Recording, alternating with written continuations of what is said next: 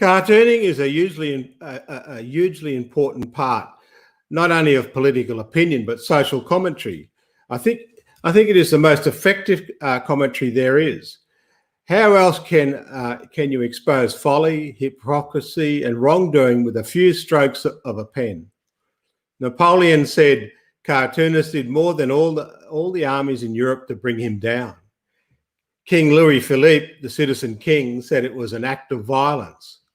We are hearing the same from modern-day elites.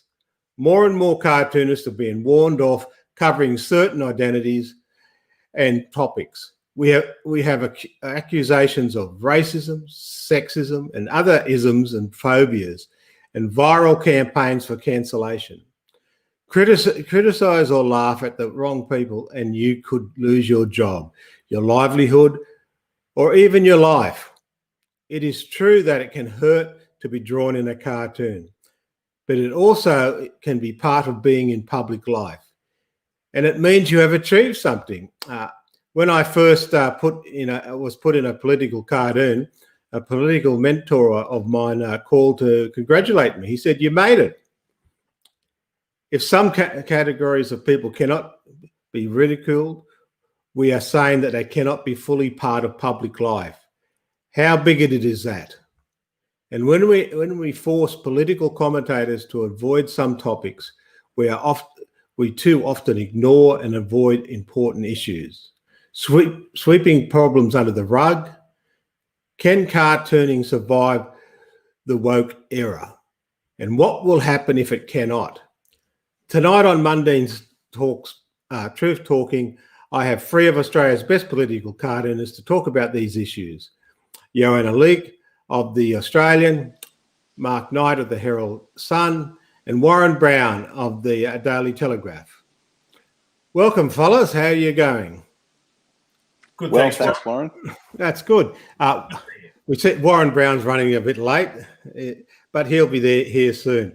Anyway, look, let's go back to King Louis-Philippe, where he said it is an act of violence. And this is what we're seeing around the place. And you have been very much been attacked in this area. Could you tell us about where has society gone in this space? Hello, Warren. Hello, Warren. Lovely to have two Warrens on the show. Yeah, we've got a middle Warren too in Mark Warren Knight. Johannes, would you like to deal with that? Well, yeah. Look, it's a good point you make, Warren. It's only ever people. I believe to call a cartoon an act of violence. It really means that the problem is the cartoon actually must be hitting on something that the people depicted quite possibly don't want you to know or to understand. I mean, you show that amazing Dormier cartoon, and there's a monarch who doesn't like the way he's been depicted, so he decides he deems it to be an act of violence and possibly illegal, and that's the way you shut people up. And I mean, cartoons often are a way for sentiment to find its way through the pen of the cartoonist into the public sphere, transmitted in a funny way that encapsulates the silliness of the situation, or the pompousness of a person, or their hypocrisy, or their pretentiousness, or their any number of foibles. And I think if people are telling you to shut up, or they're deciding all of a sudden that a cartoon is now something like an act of violence, it's because they're trying to hide something, or they really genuinely have a problem with free expression. That's what I worry about. Yep. Mark, is it you've been under attack as well. Is it because the total society changes? Because I agree, it's a good way to deal with people of power and and people who are self-righteous in that, and about how you can expose some of that out there through a simple cartoon. Yes, Warren. And it's interesting that we had that cartoon of Dormier. One of my favourite cartoonists in history is the New Zealander / Australian David Lowe, and just to prove that the pen is mightier than the sword, his cartoons, I guess, parodying Hitler and the Nazis, got under their skin so much that Hitler said, when we win the war, the first person that will go up against the wall will be David Lowe, who drew those terrible cartoons about me. Now, that just shows how powerful the image is. I think particularly these days, when image is everything, the visual image is paramount. You just have to look at online and the rise of Instagram, the way politicians like to portray themselves. It's the way they're seen, this phrase, the optics. The optics is very important now. And what we do, Johannes, Warren and myself, is we just shatter that. We tear that down. And politicians, they build these great sort of visual edifices to themselves, and we are like those people sort of pulling statues down. We pull these images down, and the cartoonist portrays them as they should be rightfully seen, cutting through all that, I guess, political speak and obfuscation. So it's a vital role, but I agree, as with a lot of media these days, it is under threat. And I guess that's because various groups are so motivated now on social media that they can, I guess, attack and deride our craft.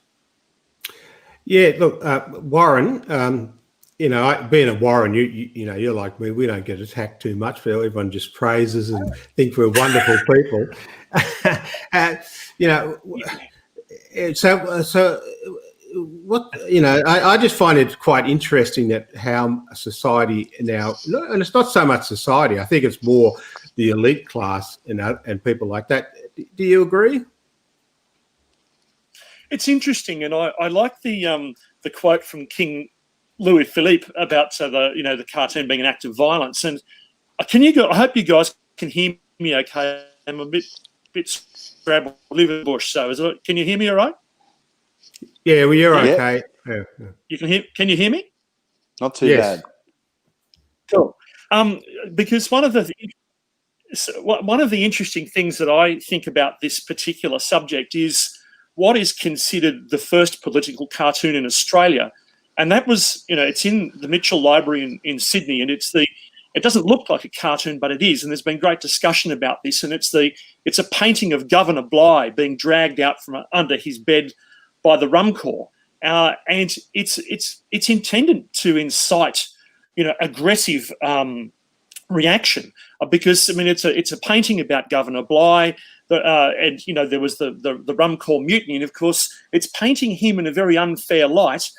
He's being purported as being a coward, and he's these magnificent chisel-jawed Rum Corps mutineers, as they were, dragging poor old Governor Bligh out from under the bed. And the idea for that was it was promoting a political line there, so that in convict days, that's one of the great things about cartoons in Australia and how they came about. It's because very few people could read and write, and it's the picture, and there are no words with that, but it got a lot of people angry and very motivated, and put forward the idea that Governor Bligh was actually a coward, which whether or not he was there, I don't know, but he was a very brave fellow. He's kicked off the mutiny and rode 6 billion nautical miles to safety, and I think he was a very tough fellow. But what it says to me is that the cartoon is a very, very powerful force in being able to shape opinion, whether you were on the side of Governor Bligh or not. And it painted these Rum Corps mutineers as sort of big sort of supermen. It says, I think, the cartoon today still has that power as it did in King Louis-Philippe's time, and I can see that so long as cartoons are being drawn in the way that we're doing it now, or doing it today, as we have always done, I think it will always have that power. I think so. Yeah. And also the reaction. Now, if you looking at your father's, Johannes, looking at your father's predicted about what is happening in Aboriginal communities with his picture of the police officer, the kid, and the father there. When I'll tell you what, it really had a big reaction. And even when I first opened the papers up and saw it, I went, "Wow!" I just like, "Gee, Bill, mate, you're gonna cop a bit of a pizzling." That was my first reaction. The second part of it was when you actually read it and look at the cartoon, it does raise some serious social issues there, and this caused a bushfire out there within the wider community. Well, it sure did, and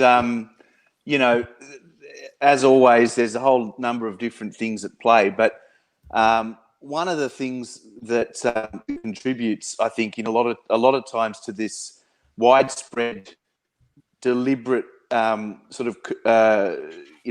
misunderstanding or twisting of the message of a cartoon. It often happens because these days cartoons can so easily just be cut out and removed from all the context around them, which as a newspaper cartoonist is the letters page or the opinion pages of a newspaper, and suddenly they're disseminated without all that context around them. They appear on people's news feeds on Facebook, etc., and people they just have no awareness that in this, something like that particular cartoon you mentioned was the result of several days worth of discussion in the newspaper at the time about neglect, parental neglect of children in Aboriginal communities, widespread poverty, joblessness, the sorts of ills that people living in remote Aboriginal communities face. And so that's one problem. But Dad felt strongly about these sorts of issues, and if you look closely at the cartoon, or you don't even have to look closely, but there's a policeman in that cartoon too, who's an Aborigine, and he's I think Dad deliberately and consciously showed that that simple device tells you that this is not some slur on all Indigenous people at once. This particular sort of issue that was being discussed here started out when Four Corners did its report on the Dondale Detention Centre in Darwin and the awful treatment of those children, kids in there, who, in the large majority of whom are Indigenous kids. And, we all know what happened. It was a shock. People in their lounge rooms around Australia were shocked by what they saw, and rightly so. But Dad went that bit further, which I think good journalists and good cartoonists should be expected to do, and that is he thought, well, hang on, why are all these kids in these in places like Dondale? Why are the numbers of Indigenous kids so high? Something gone wrong, surely, in the homes of these children. This is a terrible situation that these Aussie kids are winding up in places like this. So he dared to suggest that maybe some of these kids aren't getting the sort of start in life that they deserve because their parents possibly could be doing a better job of being parents. And this is not singular to the Indigenous community. As we all know, there are plenty of parents in every community of every skin color you can imagine who don't do the best job possible of raising their kids. And why shouldn't a cartoonist be able to point that out if that's the talking point of the day? And it's a serious one. These kids are suffering. It's some of the things you hear about, cycles of abuse and neglect are so heartbreaking. I mean, I think this is the thing that I've always said was my dad was a compassionate person, but he was a gutsy person, and I think that cartoon was born out of compassion for these kids first and foremost, and a gutsy response that said, back down and think, well, this is too touchy a subject for me as a white man to be talking about. He just was moved to draw that cartoon, and I think those of us who understood what was going on at the time understand that was a cartoon that was very important. But sure, people found it confronting, and sure, people found it hurtful. But the message, and I know this with absolute certainty, came straight from Dad's heart, and it was. He didn't show up the fact that it might be confronting and hurtful to some people, because it was a very important subject to be discussed. Yeah, well, it was, and it gets to this basis of because he did suffer a lot of threats in that. I just do a quick grab here, and then we'll continue this, and there's a couple other cartoons I'd like to have a look at as well, that in the same vein.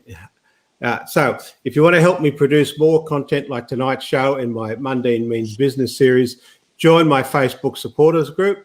For less than a cost of a cup of coffee, you can be a monthly subscriber and help me get my message out. Go to my Facebook page and sign up.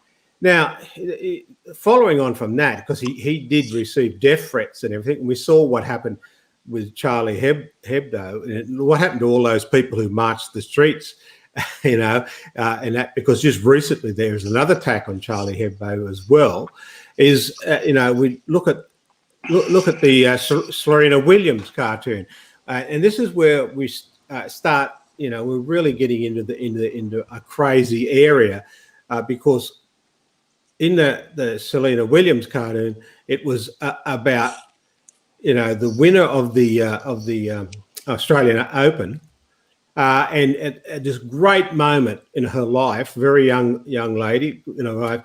And it was all taken away by the behaviour of Serena Williams. And I thought and in fact, there's a photo of her, and it looks almost exactly like that cartoon. But the response from a lot of people, and I'm not saying the majority, but a lot of people was, this was wrong. You can't depict an African American woman in this way, and it's got to the stage now where you won't be able to draw African American women, you won't be able to draw Aboriginal people in that unless you have them in this perfect propaganda type cartoons. So is that a concern, Mark Knight? Yeah. Yeah, look, it is, Warren. That Serena cartoon was it was an interesting situation. I watched the US Open. I like the tennis, and I love drawing cartoons about tennis players because there are a lot of brats in their midst. A lot of they are just fantastic at it. And that week I'd been doing a few cartoons on it, and there was a couple of Australians there, and our Nick was having his usual run of bad behaviour, and I'd cartooned him, and then I watched Serena play, and she was losing, of course, to Naomi Osaka, and she lost the first set, and then she lost it. She spat the dummy basically in the second set, and she spat it big time, and I drew her having a temper tantrum, and she's jumping up and down, and you can see she broke her racket, and there's a little dummy there. She spat that dummy out, and I thought I caricatured her performance as I saw it.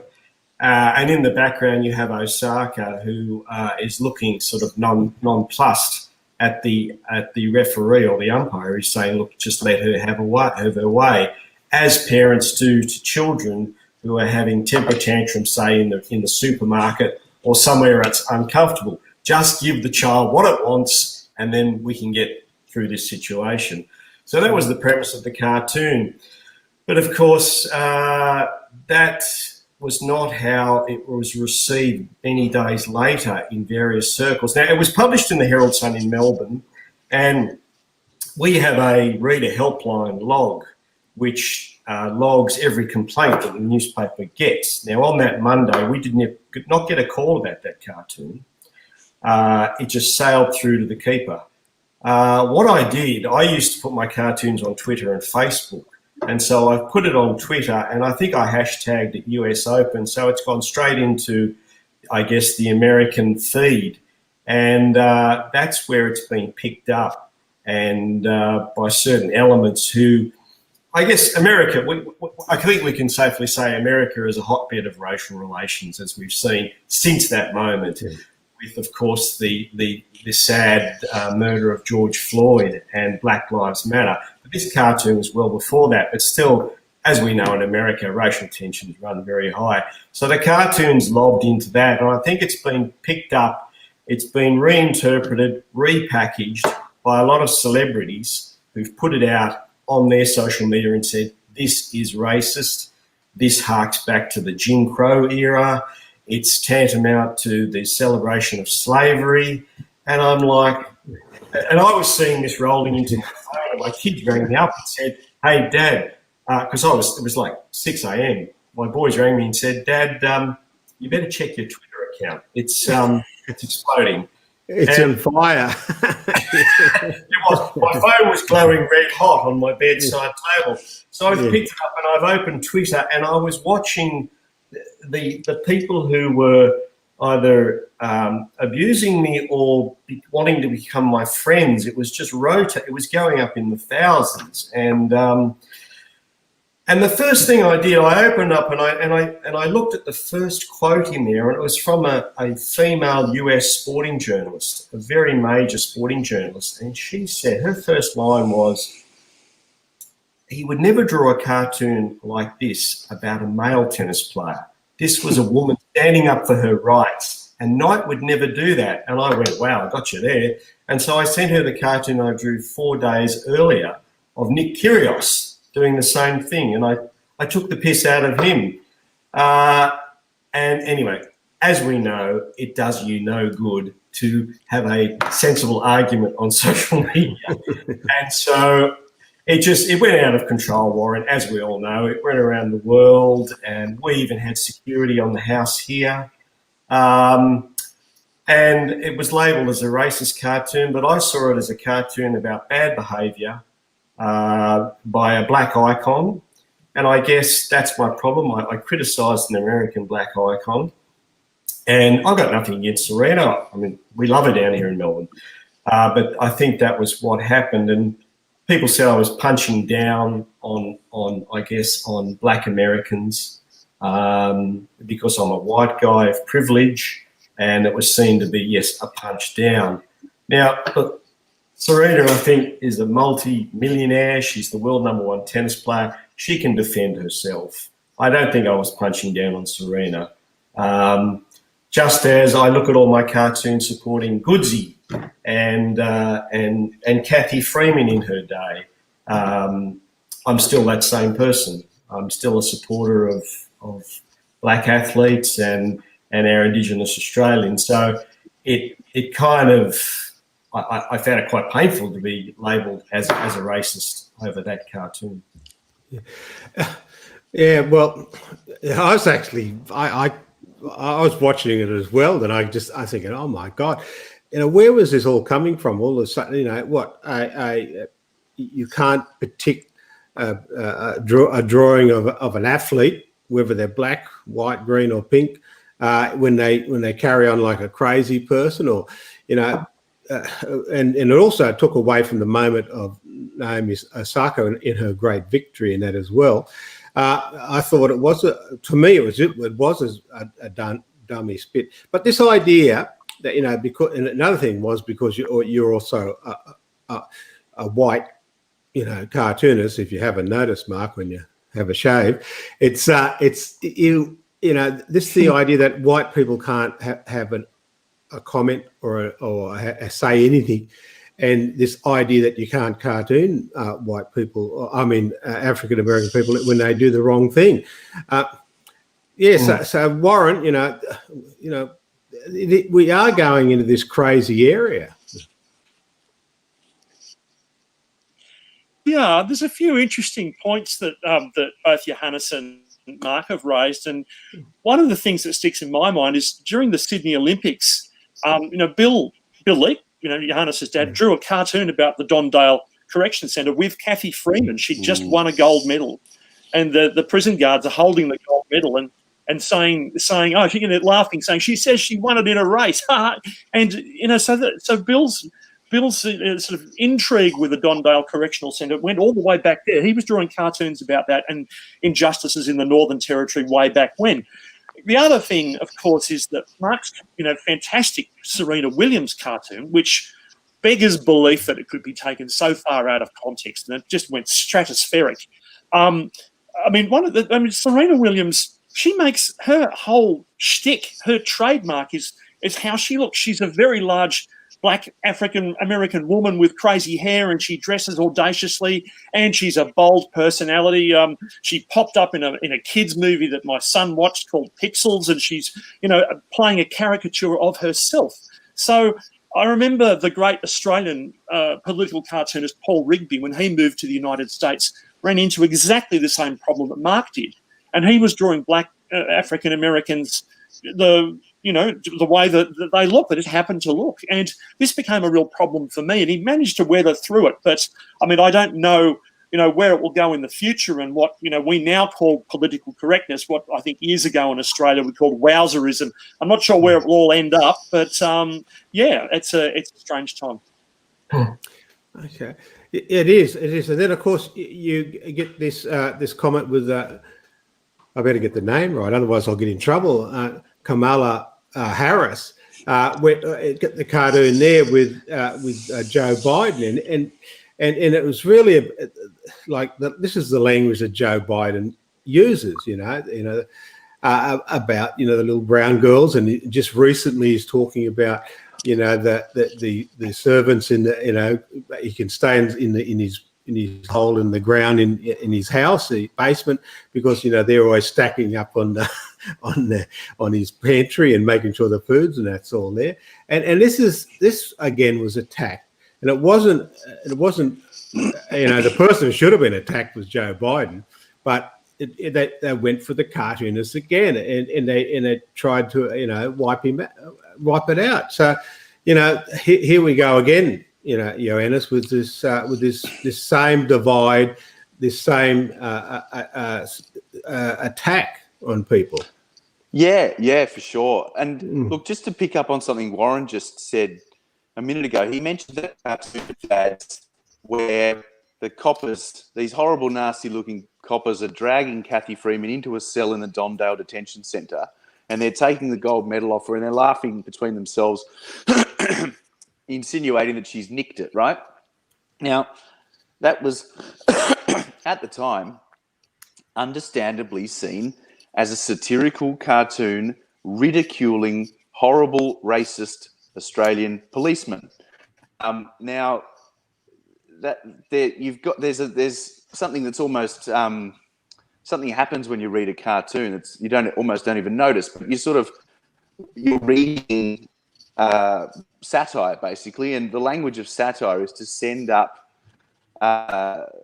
your target in your cartoon by sort of exaggerating or revealing or hamming up or exaggerating whatever it is whatever nasty thing they do. And so in my cartoon that you've just shown, I'd followed the same sort of classic satirical techniques. I've twisted the words that Biden used, but only slightly, so that instead of talking about little brown and little black children, which was a direct quote, I said, well, if there's little brown girls and little black girls, then presumably Kamala Harris must have at one point been a little brown girl, and this is something that you can buy on a T-shirt that's Kamala Harris merchandise, says little brown girl. So okay, it's clearly a word that she adopts herself, but or a term that she's quite prepared to roll with.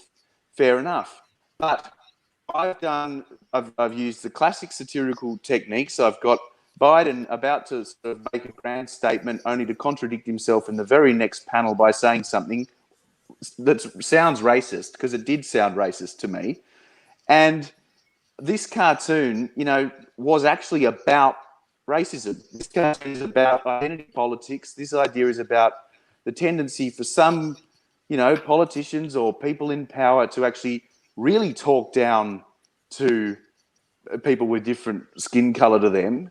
I mean, when I heard what Biden said, I just cringed and thought how unbelievably patronizing and how unbelievably transparent it was as a sort of political appeal to voters of color, because he's this great white benevolent old bloke who's decided to bring on a who's a woman of color. That this is all you need to do to convince black voters out there that they should be voting for him. I mean, that's essentially what he was saying. This is an election campaign. Let's not forget, this is the sort of thing people do. They'll resort to anything to get people to vote for them. And that's all I was doing there. And again, I think context really mattered. And this one, I probably made the mistake of expecting that other people had heard about what Joe Biden had said. They'd maybe even heard the exact quote. And if they didn't, they probably would have seen it and thought, well, there must be something here, because you wouldn't just say something in a cartoon, you must be referring back to something. But yeah, what really worries me is just this selective ignorance of certain people. When it suits them, they decide that satire doesn't exist in that cartoon, when it always does somewhere.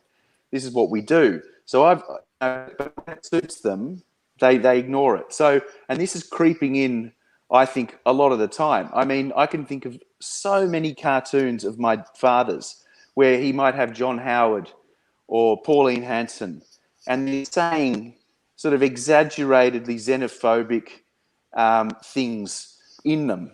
Now, at the time, everybody just loved them, thought, good old Billy's sticking to those xenophobes. And of course, poor them. I mean, maybe the things that they were saying weren't anywhere near what Dad ratcheted them up to. But this is the point. He's making a point of the sorts of attitudes that he perceives them to hold.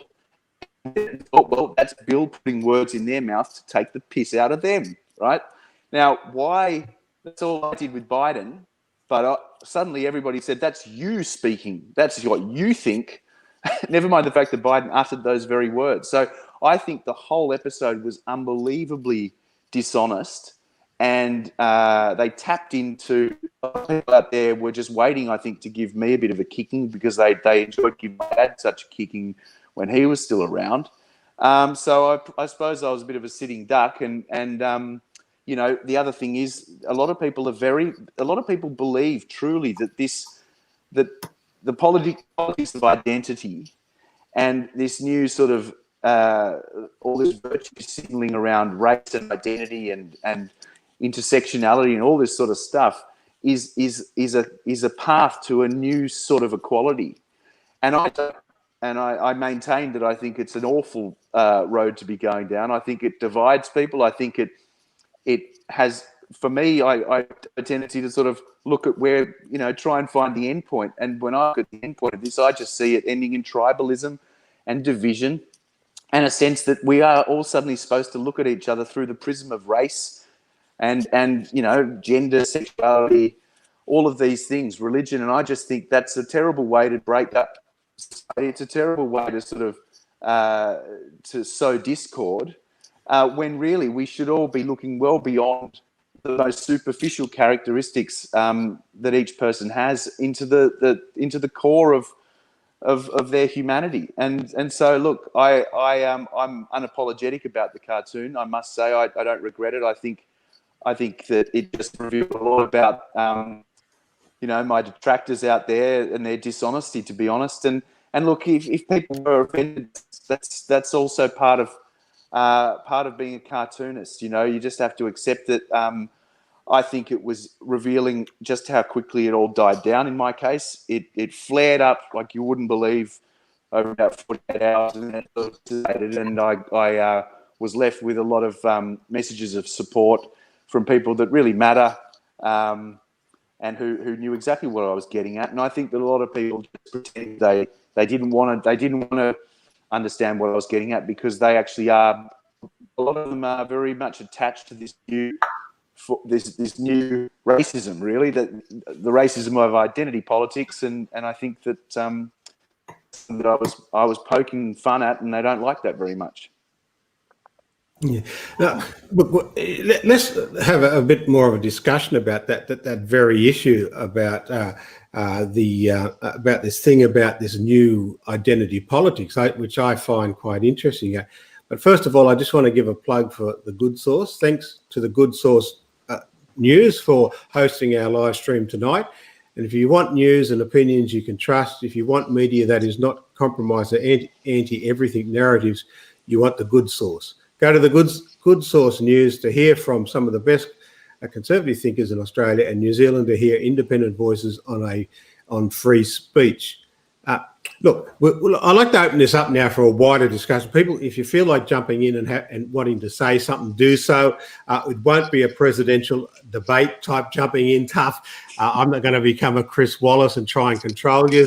If you've got to, just on that, what Johannes just finished on in regard to this new identity politics, because I did it on my other webinar, the Mundine Means Business, where I interview Indigenous business people and talk about this stuff.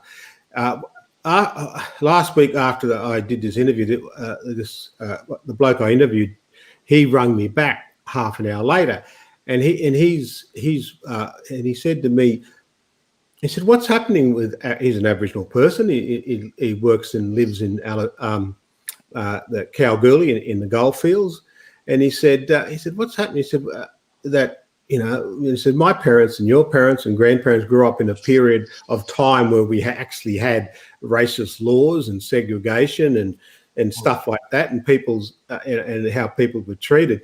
We hadn't had that for about 50 years. And he said, there's great opportunities for people, there's great opportunities to do things.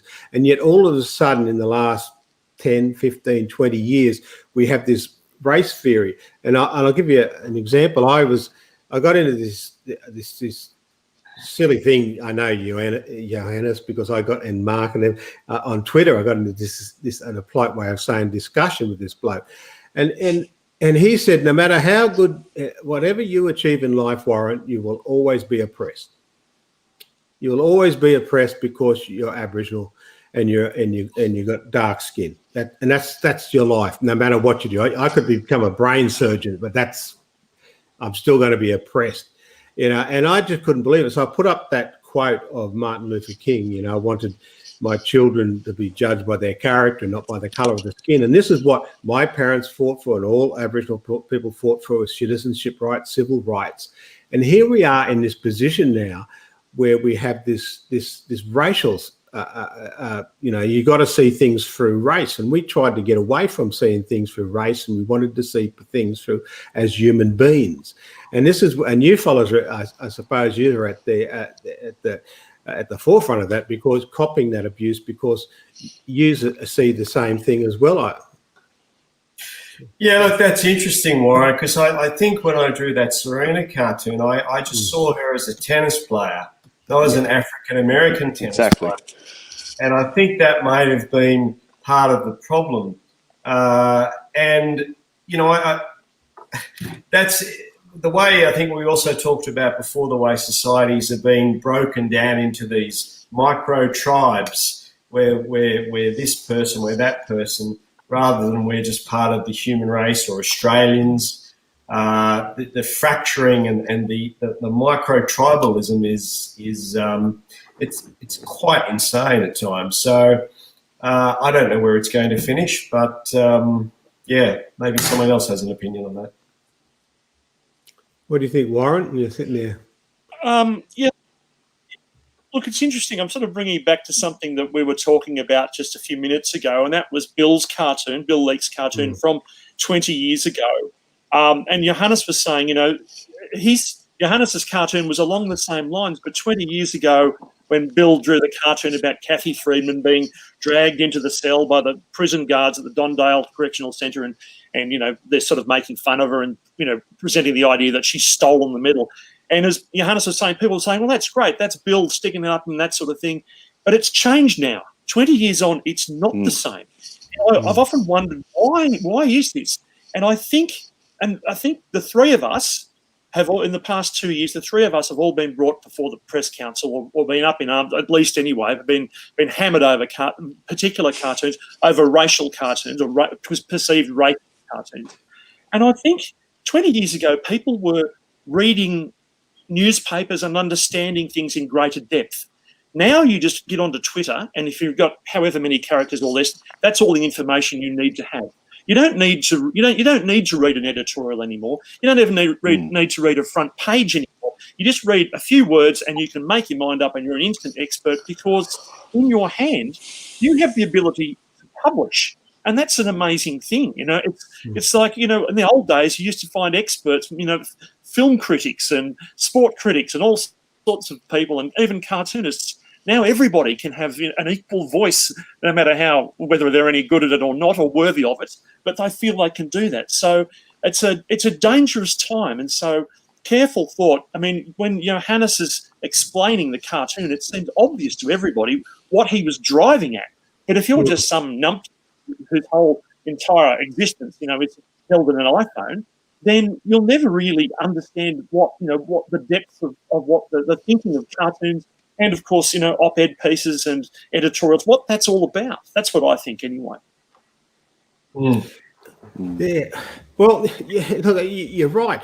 I went to a speech in Melbourne about 3 years ago, and there was a young Aboriginal girl there, young, given my age away. She was in her 20s, and she was working at this at Australia Post, and she said, to be young and to be an Indigenous woman, there's no better time in history for us. And she said that, and people, when I said that, I repeated what she said to some other people, and they said, "Oh, that's just rubbish. She doesn't know what she's talking about." And I just find this bizarre, this whole thing. And also, as you know, I probably get some nice Twitter stuff. What people, and I just find it interesting that they use racist terms against you. They say, "Oh, you're a racist, you Uncle Tom, or you coconut." And I'm sitting there going, "Oh, wait a minute, you just used a racist term against me." It's just totally bizarre. I just laugh now. Before it used to upset me, but now I said, "Oh, I must be from hanging around with you guys. I've hardened up a bit." I just sit there and go, "What the hell is all this about?" And it is a bit of a problem, because I'm a great believer when you talk to the bloke in the pub or at the footy or down the street, and that most of them they like what you're doing. It's this, and you're right, Warren. It is this megaphone we have now in regard to Twitter and stuff. One of the things I feel sad about is like Facebook and that Twitter, is that when they come out, it was good for me because I reconnected with people I hadn't seen since school. Back in 1820. These kids, and I was able to catch up with them and we got together. And went to weddings and of their kids and everything, and my kids and that, and we had a great time. And then at Twitter, you could put out an idea and just drop it out there for discussion. Now you do that with your, putting your life at risk, really. Yeah, look, it's interesting, Warren, with the feedback or the blowback, as they like to call it with cartoons. I always prided myself on having a relationship with my readers. And, years ago, you would get a letter and you would read it and you would go, okay, they've made some points here about a drawing I've done. Now, they would either put a phone number or an address. Sometimes I would ring them back and they would go, oh, they'd get a surprise. But we'd have a discussion about the issues they raised about my cartoons. And usually that phone call would end with, oh, okay, look, great to talk to you. Thanks. It's good we had this talk. Bye. Or you would write them a letter and they would get a reply back. Now, the same with the comments that they send to you. These people had to read my cartoon, consider it, write something on paper, put it in an envelope, address it, put a stamp on it, and walk it down to the corner and post it. Now they pick up this and they don't know anything about the issue. Like with Johannes's cartoon, they might know Biden's quote. My Serena cartoon, they mightn't know that Naomi Osaka did actually have blonde tips in her hair when she played that tournament, and that's why her with blonde hair. They can just go bang, bang, bang, Nike, you are a racist, CF, whatever. And when you like to have a relationship with your readers, you look at that and you just can't. You can't reply. And then when that comes in, 10, 20, 1,000-fold, it really, I don't see these social medias as improving our connectivity. I see them destroying it. I see it as a complete destruction of rational discussion and debate. So that's my take on what's happening. It's probably exactly what Warren was talking about. So I don't know where it's going to go. It's interesting. Yeah.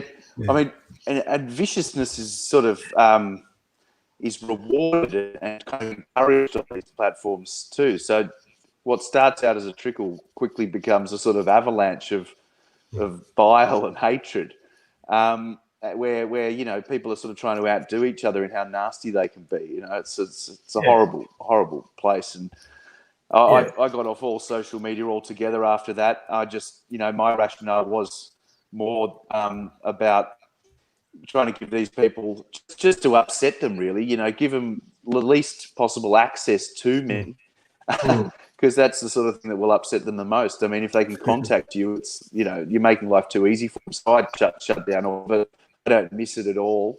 But anyway, yeah, it's weird, isn't it? Cartoonists to sort of. I think it's almost become a kind of national sport, for people to sit around and look for cartoons that they can find something in it that they can say, hey, look, this is offensive, and look how good that makes me look, and then that just sort of spreads. But look, when it comes to racism, there is nothing worse than racism. We all agree with that. Genuine racism is a horrible phenomenon, and it's an awful human trait, but it exists. Now, what seems to be happening is when my cartoon comes out, or Mark's cartoon, or a Warren cartoon is deemed to be racist, they sort of oscillate between saying that's a racist cartoon and you're a racist because you drew it, or you've unintentionally drawn a racist cartoon because you don't know about the rules, and that's telling us something about you deep down that you might not even be aware of. It's your unconscious racism, all this sort of stuff. I mean, these ideas are all they're sort of absurd. I mean, I was vilified by several people at the ABC over my cartoon on their Twitter accounts, and yet on Sunday last, they pulled out an election campaign cartoon of Biden and Trump that I drew last week, and they scanned over it. They didn't go into too much detail, but it was there. So this is the same station, the same broadcaster that, by and large, so many of their very prominent personalities all came out and denounced me. And a matter of 5 weeks later, they're putting my cartoon back on the show. So if I really am a racist, or if somebody really is a racist, I don't want to know them. They don't get back on my show because I don't have anything to do with people like that. Now, they've got me back on the show. So what is it really saying? It's am I forgiven now, or was it really just a great big blow up after all? I mean, racism, if it's real, it's a horrible thing, and you wouldn't then say, oh well, he's done his time now. Let's get a cartoon if he's back on the show. So I just think that this is all just a great big, exercise in virtue signaling, where people deliberately choose to be offended, often on behalf of other people, to show how virtuous they are, and it's just this new sort of pastime that people get stuck into, and it's sad because it takes away often from important issues that we could all be discussing, and everything just descends back into this free speech debate, and this sort of circular kind of argument we all find ourselves in. It was something great. You got to the press council and prove that it wasn't. I mean, it's absurd, you know. So I just find it's just it really does worry me, because, you know, we do trust our readers to understand how to read a cartoon. We think of them highly enough that we can present satire and they'll recognise it. But it's becoming clear that people are not understanding that people's ability to decode satire is in decline. I mean, Ricky Gervais has talked about this. There's this tendency for jokes to be read in a very literal way now, which essentially means they're not being read as jokes at all. They're just being read as inflammatory statements. And if that's really where cartooning's headed, I think it's really important for us cartoonists, because this is such an important tradition, and it enriches. It's an enriching art form. You know, it's a sort of cheeky and scandalous art form with a great Australian tradition behind it, and it'd just be such a shame if the Wowzers ended up winning, and it meant that you couldn't say things in a comical way that is often, you know, that are often very important subjects that everybody should be discussing, you know. Yeah, and talking about important subjects, we've got this next one here is the Medevac. We've got the Medevac cartoons. You know, this was a massive political issue, and it was, and you expect to have cartoons, and there was a huge discussion within the community, and it's about border control. It was a huge political thing, and you. So the idea that you couldn't have a cartoon or have cartoons about discussing this was quite bizarre. That's the other thing I think is bizarre too. If you can't have an opinion and put a picture out there predicting an idea, and whether you agree or not is just, I just find this quite mad in a lot of sense, you know. Because otherwise the opposite is, if you can't do that, then all you are is a propagandist. Yeah. Any comment on about that?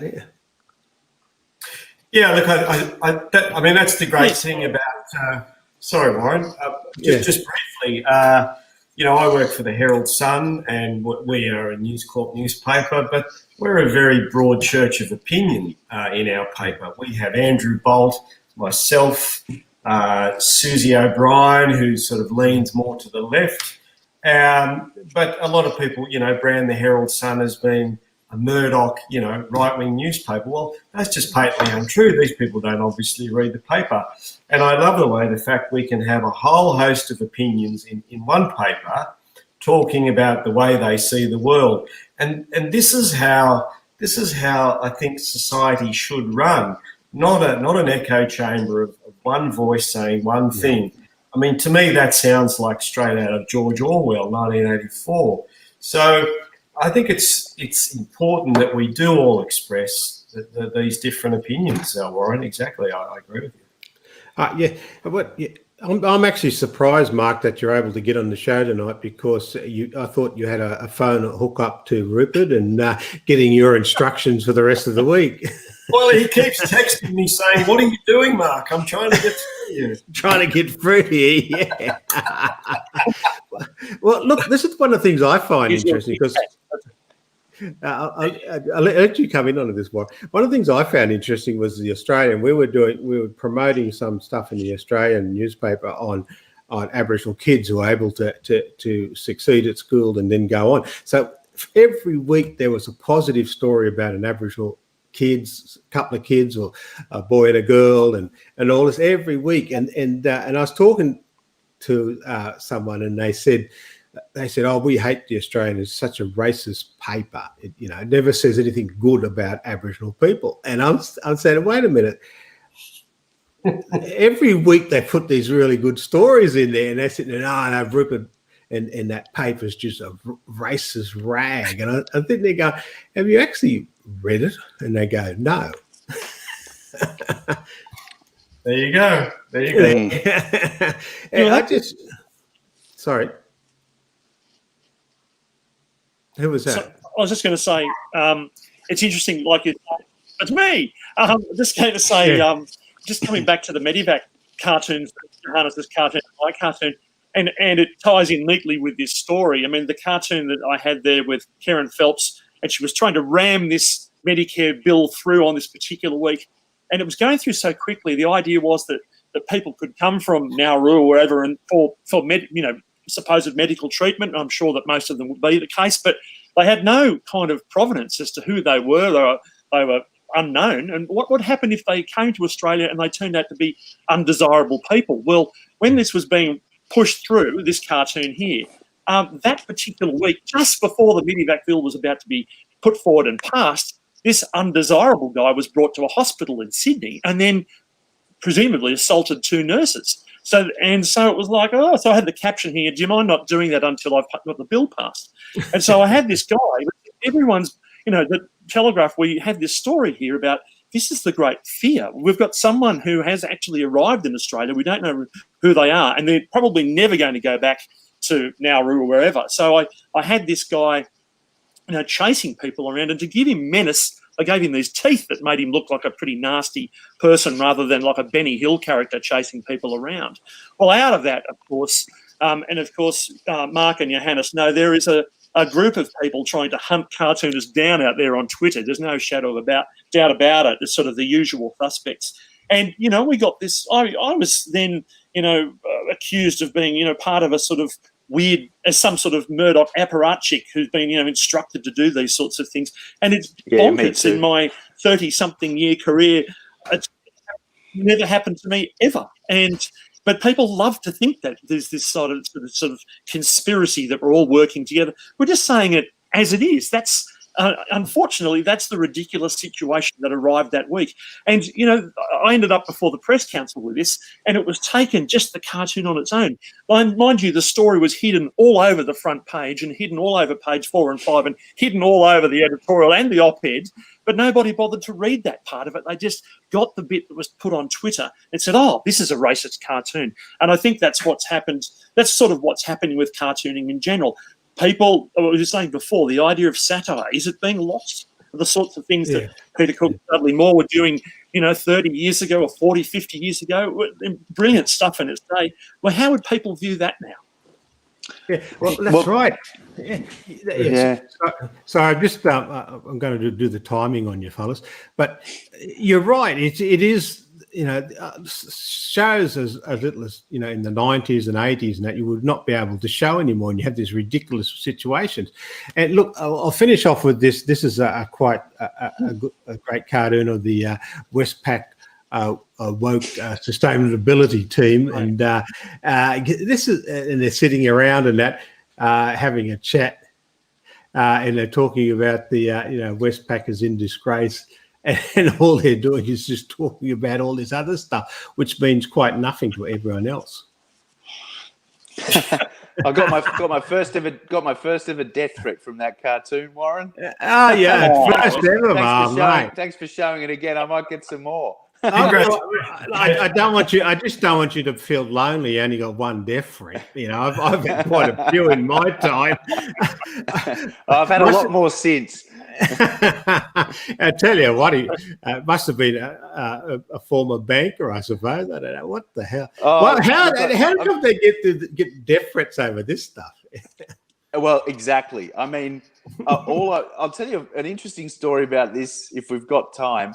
I got a message from a bloke who is allegedly a world expert on the subject of corporate social responsibility, and he's a visiting Danish academic who happened to be in Australia at the time, and he picked up on this furor over that cartoon, and he wrote me a message and said, would you mind if I wrote a little piece about this and put it on my blog? And I said, well, can I read what you're going to write first before you publish it? Because, if it's just another great big tirade full of insults, I think I'll say no. But so he sent me this piece, and he said, he's a strong believer in the notion of corporate social responsibility and the social license that companies like to talk about. But he said, let's face it, the cartoon makes a valid point. You know, we get so involved in these social crusades as companies, as big corporations often do. They love to sink their teeth into all of this sort of woke stuff, which, you know, when something happens like the scandal, what this cartoon is actually referring to is this unbelievable scandal that's just led to the biggest corporate fine in history being handed down to Westpac over them laundering money, or basically being involved in this international money laundering racket where money was being wired off to places like the Philippines, often by, you know, people watching the most depraved sort of child sex, child sexual abuse and this sort of thing. So, you know, they love to. The cartoon was just saying, here's a company that loves to window dress and say, aren't we woke and aren't we virtuous? But in the background, they're doing this. They're just, you know, guilty of the worst sort of social crimes you could possibly commit as a company. And, you know, it's interesting. I think a lot of people, there was a strong reaction, I think, over that cartoon, because I think a lot of people are they're attached to, you know, the diversity industrial complex in some way or another. They might benefit directly from it financially. It gives them status. It's a real thing. They reckon it's an $8 billion industry, I believe, in the States already. I'm talking about people like diversity officers, inclusion officers, or these people that sort of populate HR departments in big companies. And it's actually about anybody coming around and just sort of poking the finger and saying, you know, maybe you guys, you know, maybe situations like this have a tendency to make it all look a bit shallow and a bit fake. And that's all I was doing. I wasn't having a go at any of the social groups, you know, or minority groups that are mentioned in the cartoon. It was about this sort of corporate social responsibility industry and sort of how silly it can sometimes look when the mask slips. Yeah, that's right. Well, unfortunately, we're going to have to pull it up now, but we should catch up one night and have a lemon squash together. I know that Warren, that won't suit your taste. You'd like a bit of froth in yours. But thanks for the discussion tonight. You know, I like to have a lot of these things, just to, you know, because I'm a great believer in the public out there, that there are, you know, they sort of like us shake their head at these things and say, what's the problem, you know? And I think we're losing a bit of Australianness about us, because as Australians, we're probably the biggest satirists and people who like to have a go at each other and have a bit of fun and a bit of a laugh about it. You know, we're slowly getting away from that. I just cannot believe, not slowly, rapidly getting away from it. Anyway, thanks for being here tonight. I want to plug that if you want to help out, keep these type of shows going, go to my Facebook page. It only costs you a cup of coffee, but if you want to buy a lot more, please buy as much as you want. And also, I'd like to again thank the Good Source News for putting us on today. And of course, it was great to catch up with you, Mark, and Johannes and Warren. And of course, and Johannes, tonight you are just an honorary genius of a Warren. But after I close the show, you're out the door. Thanks for giving me my moment. Catch us later. Bye. Thanks a lot, mate. Thanks, guys. Cheers.